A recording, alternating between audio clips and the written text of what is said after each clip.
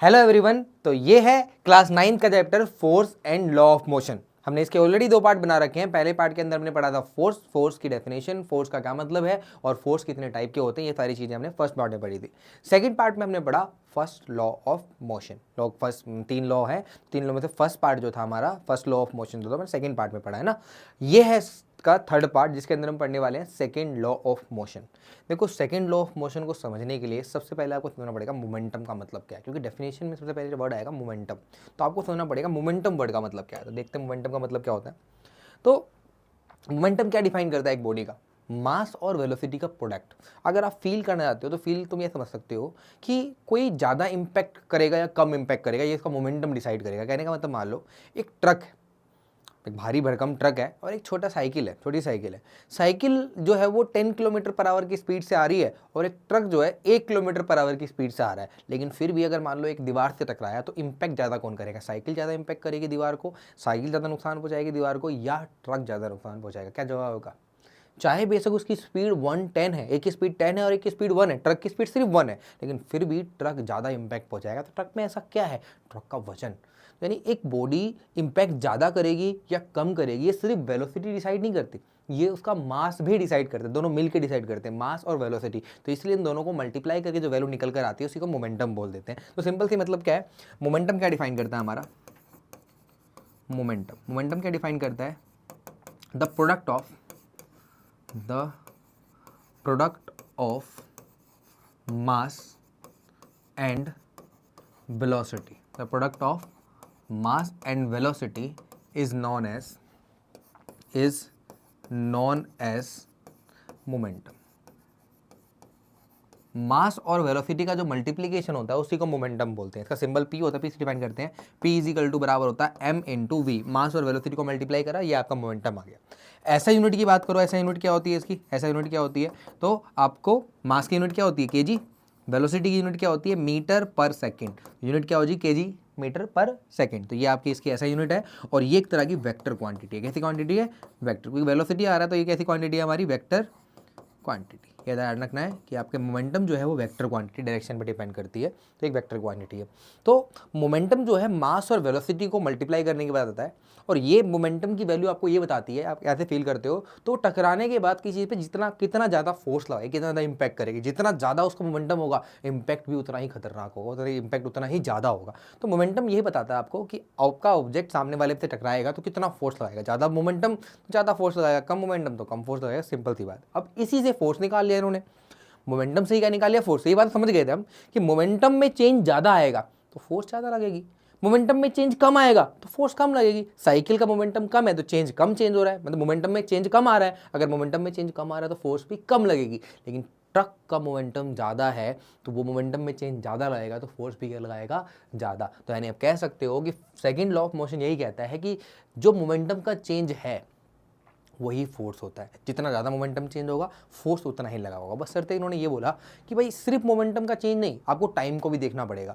अगर टाइम कम लग रहा है, कम टाइम में ज़्यादा मोमेंटम चेंज हो रहा है तो फोर्स ज़्यादा होगा, और कम टाइम में ज़्यादा टाइम में सेम उतना ही मोमेंटम चेंज हो रहा है तो फोर्स जो लगेगी वो अपने आप ही कम हो जाएगी। मतलब मान लो मोमेंटम का जो चेंज है वो 20 ही है, मोमेंटम का चेंज 20 केजी मीटर पर सेकेंड मान लो, और दोनों में एक में टाइम जो लगा वो 10 सेकंड लगा और एक में टाइम 20 सेकंड लगा। तो जिसमें टाइम ज़्यादा लगा होगा उसका फोर्स अपने आप ही कम आएगा, क्योंकि धीरे धीरे मोमेंटम चेंज हुआ तो इसमें फोर्स कम लगेगा। लेकिन जिसमें टाइम कम लगेगा, टाइम जिसमें 10 सेकंड लगा, जिसमें टाइम कम लगा उसमें चेंज तो सेम आया लेकिन टाइम कम होने की वजह से फोर्स क्या लगी? हमारी ज़्यादा लगी। तो सिंपल सी बात यही है कि फोर्स किसी बॉडी पे कितना लगेगा ये निकालने के लिए सेकंड लॉ ऑफ मोशन आया। सेकंड लॉ ऑफ मोशन ने हमने सिर्फ ये बताया कि आखिरकार किसी बॉडी के ऊपर फोर्स कैसे निकाला जाए। आपने कितना फोर्स लगाया एक बॉडी के ऊपर, वो कैसे निकालेंगे? तो उसको निकालने के लिए आपको हेल्प लगेगी सेकंड लॉ ऑफ मोशन की। और सेकंड लॉ ऑफ मोशन ने बोला कि भैया अगर तुम्हें फोर्स निकालनी है तो तुम्हें ये देखना पड़ेगा बॉडी का मोमेंटम कितना चेंज हो रहा है और टाइम कितना लग रहा है। दोनों चीज देखनी पड़ेगी, चेंज इन मोमेंटम और चेंज इन टाइम। और इसी से उन्होंने डेफिनेशन बनाई। देखते हैं क्या है ये, अगर तुम चाहो तो लिख लो पूरा का पूरा मोमेंटम की डेफिनेशन, फिर हम second law of motion definition की तरफ चलेंगे। तो सेकंड लॉ ऑफ मोशन क्या कहता है हमारा? सेकंड लॉ ऑफ मोशन क्या कहता है हमारा? The force applied by the object, एक ऑब्जेक्ट कितना फोर्स अप्लाई कर रहा है या अप्लाई हो रहा है उसके ऊपर, is directly proportional to the rate of change of momentum. Change in momentum per unit time, यानी चेंज इन मोमेंटम कितना हो रहा है, टाइम कितना लग रहा है, उस पर डिपेंड करता है। उसी से फॉर्मूला निकलता है फोर्स का मास इनटू एक्सेलरेशन। मैं दिखाता हूं कैसे निकलता है। तो अगर तुम देखो यहाँ पे मान लो इन्होंने क्या बोला कि फोर्स अप्लाइड, फोर्स जो होता है वो डायरेक्टली प्रोपोर्शन होता है किसके भाई, फोर्स जो है वो डायरेक्टली प्रोपोर्शन किसके है हमारा, change in momentum, change in momentum upon में टाइम।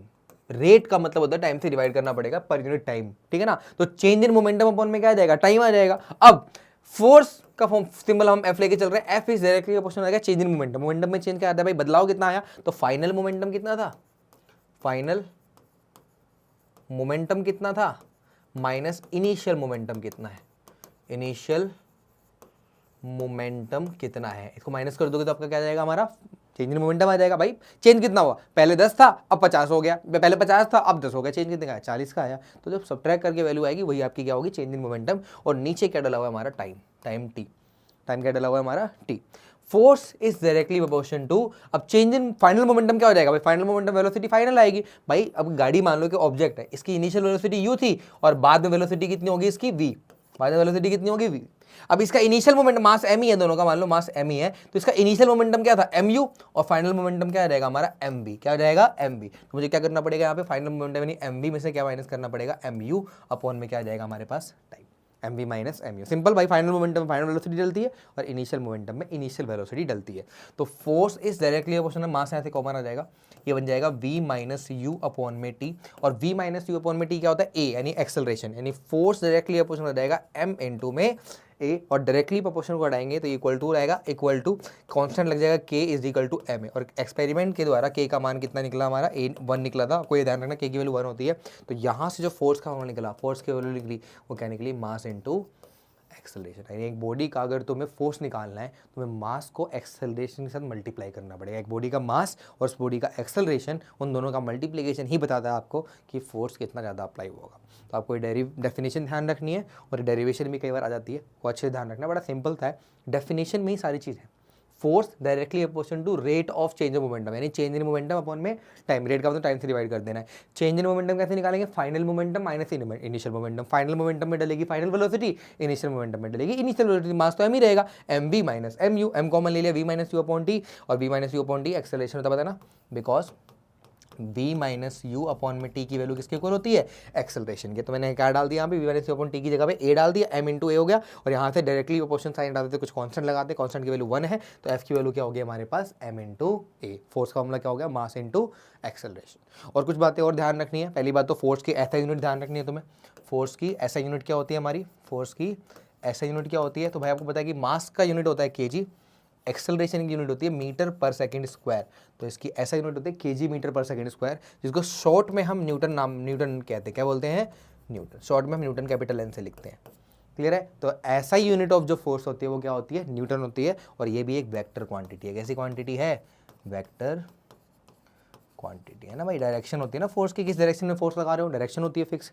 तो आपको सेकंड लॉ ऑफ मोशन की डेफिनेशन अच्छे से याद रखनी है और डेरिवेशन याद रखना। और ये जो फॉर्मूला है हमारा एफ इजिकल टू एम है, वो किसने दिया है, सेकंड लॉ ऑफ मोशन ने, आपको ध्यान रखनी है। ये हमारा second law of motion m into a. अब देखते हैं इसको यूज़ कैसे करते हैं, इस्तेमाल कैसे करते हैं सेकंड लॉ ऑफ मोशन को, अपनी एक्सप्लेनेशन देने में कैसे यूज़ करते हैं इसको देखते हैं। ठीक है, इसका स्क्रीनशॉट ले लो, अच्छे से लिख लो उसको और याद कर लो उसको बढ़िया से, भाई इंपॉर्टेंट है। ठीक है, चलते हैं नेक्स्ट टॉपिक पे अपने।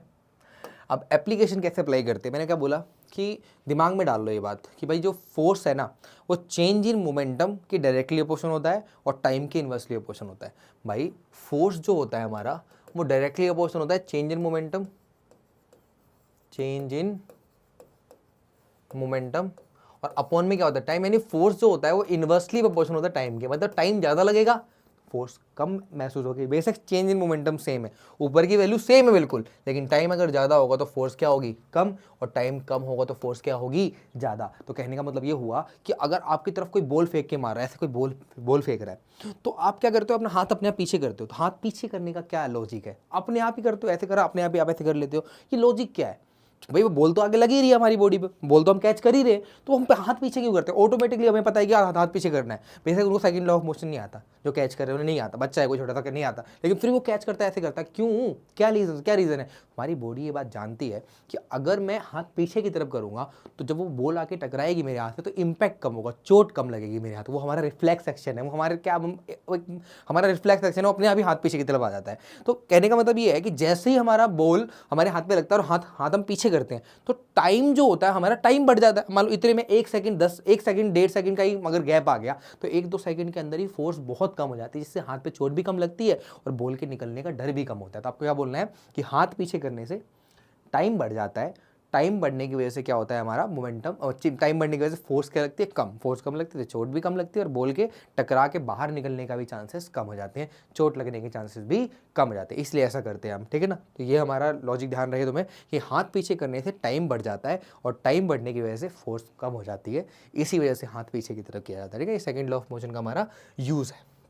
नेक्स्ट पे चलते हैं भाई, भारी ऑब्जेक्ट है, ये बंदा है, दोनों के दोनों सेम बंदे हैं, सेम ही है, मतलब भारी ऑब्जेक्ट को चलाने के लिए ज़्यादा जान लगानी पड़ रही है, छोटे ऑब्जेक्ट को चलाने के लिए कम जान लगानी पड़ी है। बेशक दोनों का एक्सेलरेशन सेम है, इसका भी एक्सेलरेशन मान लो 5 मीटर पर सेकंड स्क्वायर ही लेके आना है मेरे को, और इसका भी acceleration 5 metre per second square ही लेके आना है, लेकिन जो हल्का ऑब्जेक्ट है उसमें फोर्स कम लगानी पड़ रही है और भारी ऑब्जेक्ट में फोर्स ज़्यादा लगानी पड़ रही है। क्यों? क्योंकि भाई फोर्स जो होता है वो इक्वल टू होता है m/a। अगर m सेम है, ए की वैल्यू, एम की वैल्यू जो है ज़्यादा है, मतलब एम एम एम सेम है तो बात ही अलग है, एम सेम है सबको सेम हो जाएगा, लेकिन अगर ए की वैल्यू आपको सेम रखनी है और m की वैल्यू ज़्यादा है, m की वैल्यू ज़्यादा होगी तो फोर्स भी क्या होगा ज़्यादा, क्योंकि फोर्स डायरेक्टली अपोजिट होता है मास के। जैसे जैसे मास बढ़ता जाएगा फोर्स भी क्या होता जाएगा, बढ़ता जाएगा, जैसे जैसे मास कम होगा फोर्स भी कम होगा।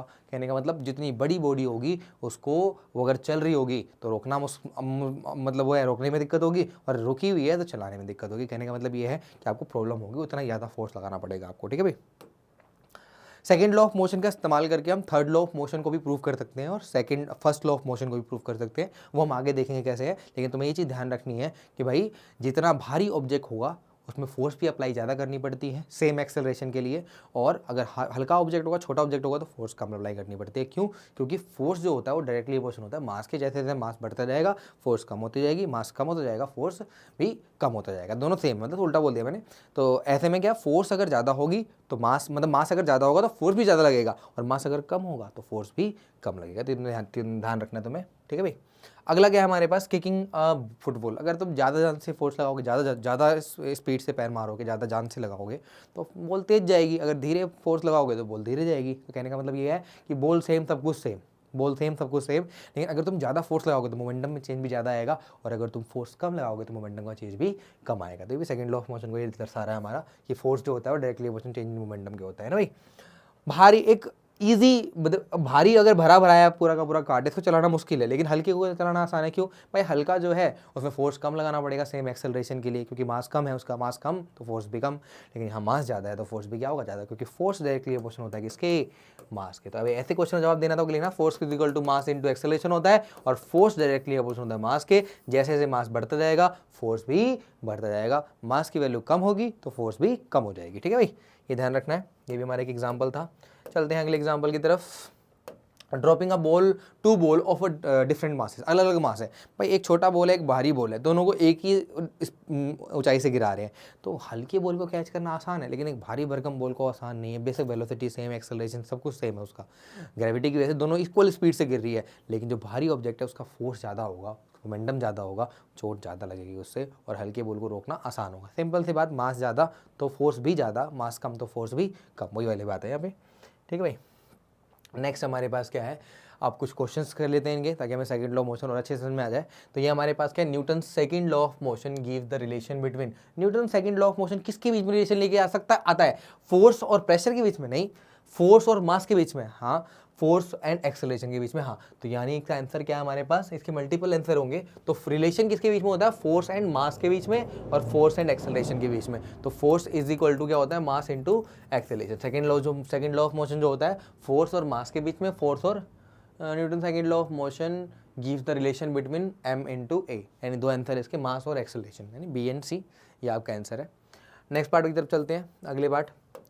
A force of 10 Newton is applied on a body of mass 2 kg, what is the acceleration। एक फोर्स है, मतलब फोर्स इज इक्वल टू कितना दे रखा है, 10 न्यूटन दे रखा है ना भाई। मास कितना हमारे पास 2 kg है, तो बताना है भाई फोर्स कितना अप्लाई होगा, एक्सेलरेशन कितना होगा। फोर्स इज इक्वल टू क्या होता है, m इंटू ए, फोर्स की वैल्यू है 10, मास की वैल्यू हमारे पास 2 है, ए निकालना है, तो ए की वैल्यू क्या आ जाएगी, 2 मल्टीप्लाई में 2 डिवाइड में आ जाएगा, तो 10 अपॉन में 2, आंसर कितना जाएगा 5। एक्सेलरेशन की यूनिट होती है मीटर पर सेकंड स्क्वायर, तो 5 मीटर पर सेकंड स्क्वायर इसका आंसर है, ए बराबर आ जाएगा 5 metre per second square. Simple सा आंसर था हमारा।